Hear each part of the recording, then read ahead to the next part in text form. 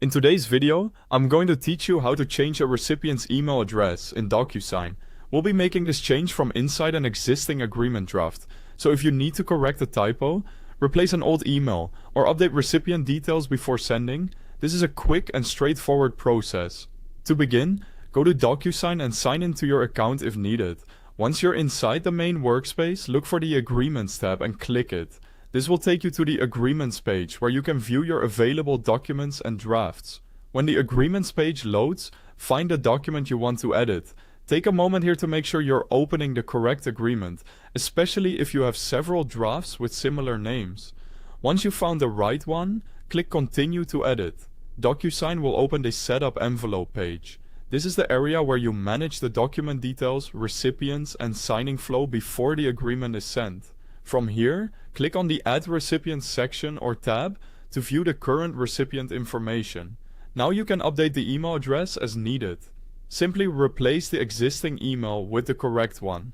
While you're here, you can also update other recipient details if necessary, such as the person's name or related information shown in this section.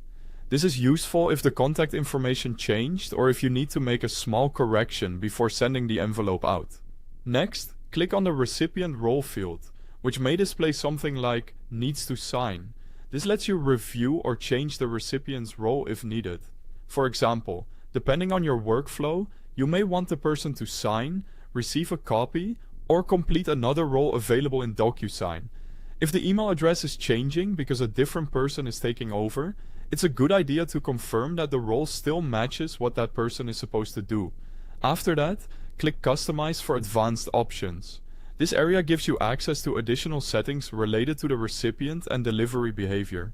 You may not need to change anything here for a simple email update, but it's helpful to know where these options are in case your workflow requires them. And that's it. Once the recipient's email address and any other necessary details have been updated, you can continue with the next steps in your envelope setup, or save the draft for later if you're not ready to send yet. Thanks for watching.